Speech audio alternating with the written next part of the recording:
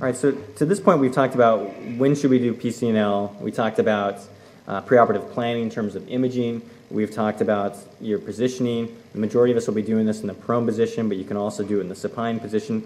But more importantly, what is the ideal access? Because really, that is the crux of this type of surgery is getting into the kidney. So I want to spend a little bit of time talking about what an ideal access looks like. And also there's some debate in the literature about who should be doing access. Should it be us or the radiologist? So as we've heard, nephrolithiasis is a growing problem for a variety of reasons. And for complex stones, PCNL is the gold standard. And what we've seen over time is that the utilization of this procedure has increased. There was a study that was published by Preminger in 2005 in which they looked at the use of PCNL from 1999 to 2000. So obviously I have the date wrong, so it could have been published in 2005. They looked at 2009, so I apologize about the reference. But what they found was that the use of PCNL had increased from 3 to 3.6 individuals per 100,000 in men, and from 2.9 to 4.5 per 100,000 in women. And that unfortunately the overall complication rate has also gone up over time with its increasing utilization.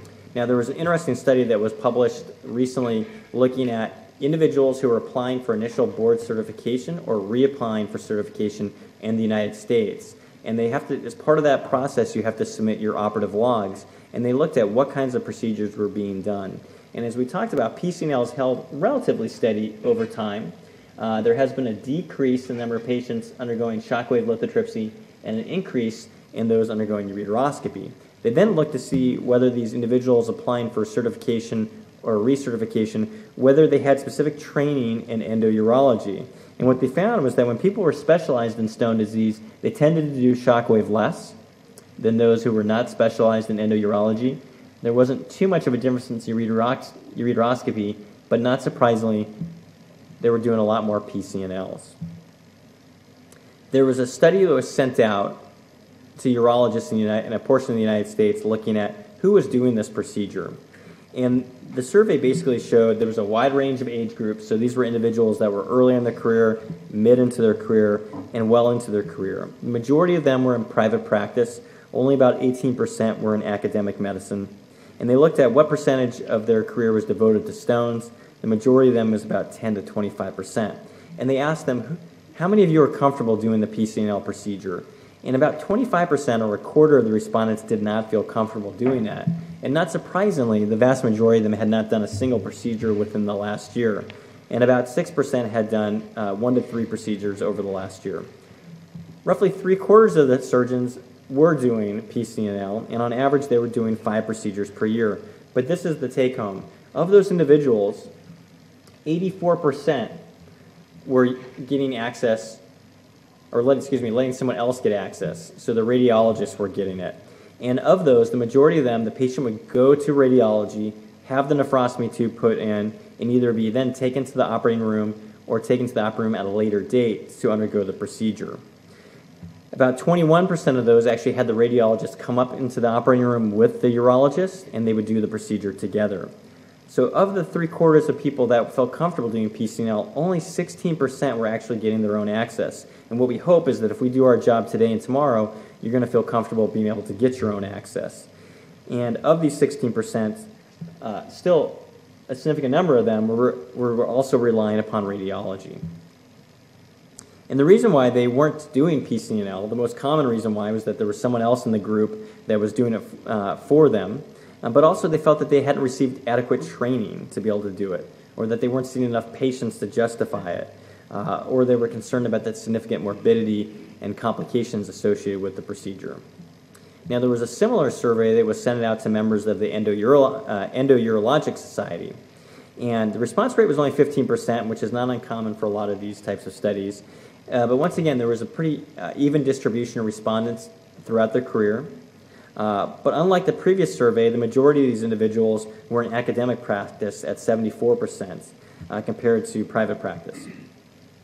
And in this group, the majority of them were getting their own access. So if you looked at the entire respondents, 76% compared to the 16% were getting access themselves. And as we talked about, the majority of them were doing this in the prone position. Now, does training have an impact? You're here to learn how to do this. Does training help? And there was a survey that was sent out to residents from the University of Minnesota over a 20-year span, and they looked and they found that, yes, indeed, that about 75% of those individuals who had received training in percutaneous renal access, when they went out to practice, were still actually doing it. And of the 27% who were not performing PCNLs, they asked them why. And once again, there were similar reasons compared to the previous study, that they just didn't feel comfortable doing it. They felt that the radiologist was better equipped, had more skill set. There was also concern about hospital politics.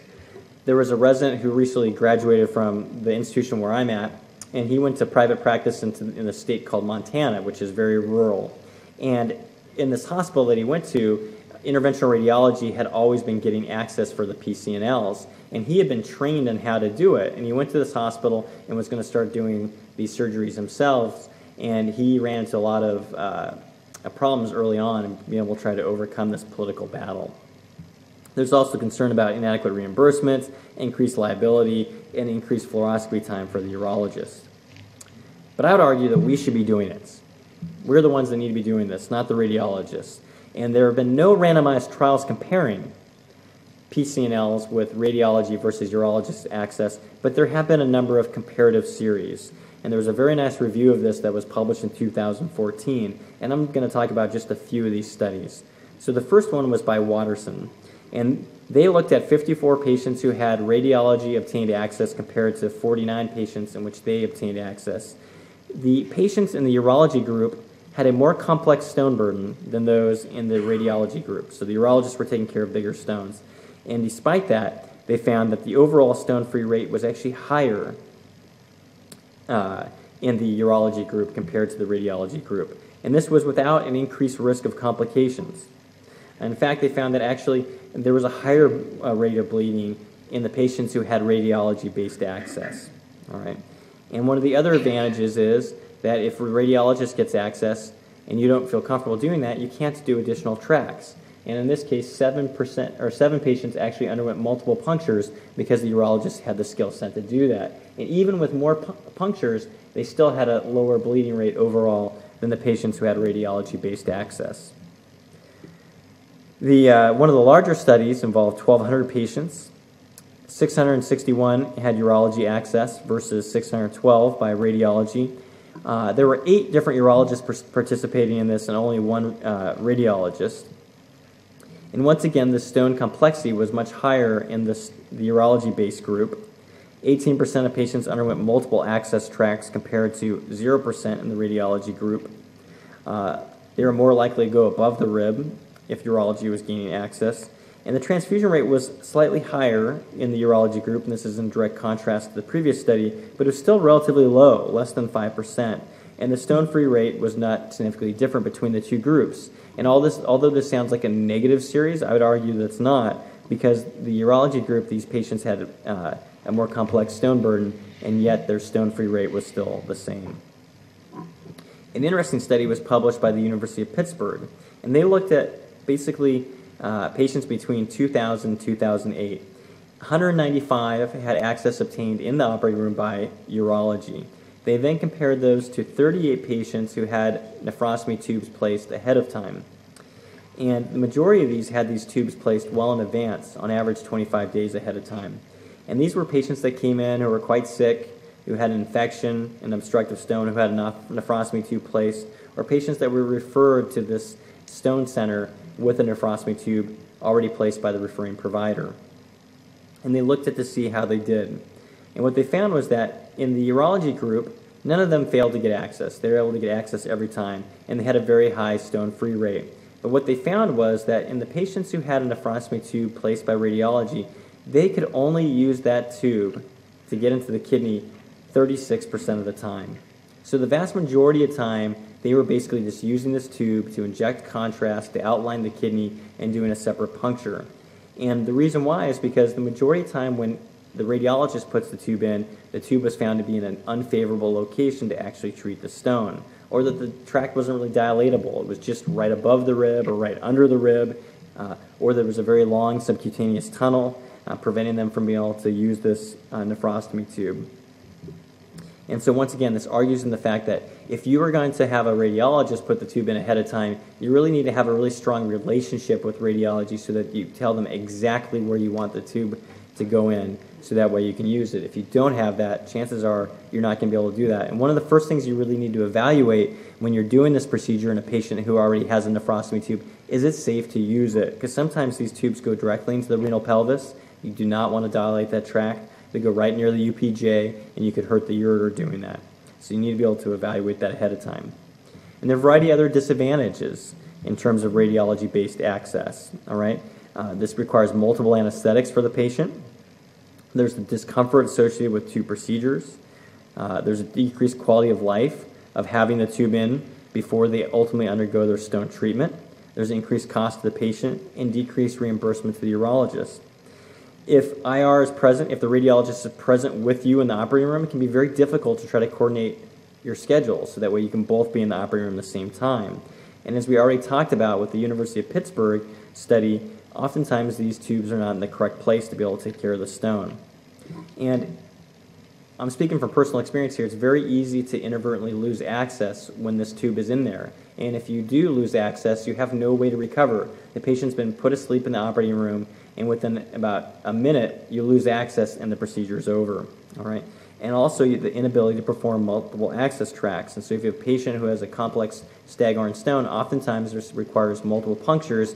And if you don't feel comfortable doing that, and the radiologist isn't in the room with you, you're not going to be able to render the patient stone free. Now, it sounds like I've been talking very badly about the radiologist, but there are times in which we want to utilize them. In particular, the majority of us will do fluoroscopic-based access, and if so, we can't see the liver, we can't see the spleen, we can't see the colon, and this is another reason why preoperative imaging is so important. So this was a patient of mine with spina bifida who was referred. He had a perinephric abscess due to this obstructive stone in the lower part of the kidney, and on CT what you can see here is that the colon is directly in the way of where we would have gone. I consulted interventional radiology. They did a CT-based access into the lower pole. We then dilated the tract and were able to get the stone taken care of. On the bottom we have a transplant recipient who had a stone in the proximal ureter, and what you can see is the colon sitting right on top of the kidney. Now, if you feel comfortable doing ultrasonic based access, you don't need to enlist interventional radiology, but if you're simply doing fluoroscopic access, then you want to get them to put the tube in ahead of time. And there are also some other complicated cases in which you may want to enlist them, such as a multicystic kidney, an ectopic kidney, or horseshoe kidney, but oftentimes these can be done under fluoroscopic guidance by yourself as well without too many difficulties. Patients who have either a neobladder or a colon pouch, if you're doing fluoroscopic-based access, you need to get a catheter into the ureter to be able to inject dye, and this often can't be done with these complex reconstructions. Patients who have an ileoconduit, oftentimes you can either find the opening with louposcopy and get a catheter into the ureter, or can do a loupogram in which it will reflex up into the kidney to get access. All right, so what's the ideal access? When you're trying to get into the kidney, where exactly do you want to do it? And basically, you want your access to go into a posterior calyx, through the papilla, in line with the infundibulum, which is shown here. So here's the posterior calyx, infundibulum here, and you go in right down the barrel of it. And this is what it looks like here. And why is this important? The reason why the posterior calyx is important is because, like I said, in the majority of cases, we're going to be doing this in the prone position, and it's going to transgress the avascular plane of Brodel and less parenchyma. So what does that mean? So the renal artery gives off an anterior branch and a posterior branch. The anterior branch has an apical, an upper, middle, and lower segmental branches, and basically perfuses the majority, all of the anterior part of the kidney and part of the posterior. The posterior segmental branch only perfuses this section of the kidney here, and where those two circulations meet is a watershed area, an area of relatively decreased perfusion. And it happens to be that that avascular plane is adjacent to the posterior calyx. So here's that avascular plane. So if you're going through the parenchyma of the kidney here to get into the collecting system, the blood flow to that area is less than if you were to go into an anterior calyx. In addition, when you're getting to the kidney in the prone position, you're going through less parenchyma of the kidney to get into the posterior calyx than if you're going through into an anterior calyx. You have to go through all of this kidney to get into the collecting system as opposed to there. And so more parenchyma that you're going through, the higher the risk of bleeding. And then also you want to go in line with the infundibulum for a variety of reasons. The first one is, once again, there's less risk of bleeding. In that if you go into the calyx in line with the infundibulum, you're going through the afferent arteriole, the interlobular arteries, and maybe the arcuate artery. But if you go obliquely into the infundibulum, you may come across one of the interlobar arteries, which is much larger, and you have an increased risk of bleeding. In addition, oftentimes we're treating stones in multiple locations, and so we have to be able to maneuver the nephroscope out of the calyx that we've gotten into different locations within the kidney. If we go into a posterior calyx, we merely need to move the nephroscope a small amount to be able to direct the scope into the renal pelvis. If we go directly into an anterior calyx and we want to get the scope out into the renal pelvis, we have to place a lot of torque on the kidney, which can increase the risk of bleeding. In addition, once you get the needle into the kidney, we want to maintain and stabilize our access, and how that is done is by getting a wire down the ureter. The more wire you have in the kidney, the easier it is to dilate the tract, and less likely you are to inadvertently lose access. If you go directly into the posterior calyx, when you feed the needle or you feed the wire in, it tends to go down into the renal pelvis and down the ureter. But if you come obliquely into an anterior calyx as you're trying to advance the wire often will either coil within the calyx or go out into the parenchyma. It can be much more difficult to try to get the wire to go down, and oftentimes you'd have to use something like a curved catheter to be able to do that. So in summary, most urologists feel comfortable performing PCNLs, but the majority of them do not get their own access. And I would argue that ideally we should be getting our own access because it's better for patients. And that the ideal access should be, once again, through a posterior calyx, through the papilla, in line with the infundibulum. Thank you.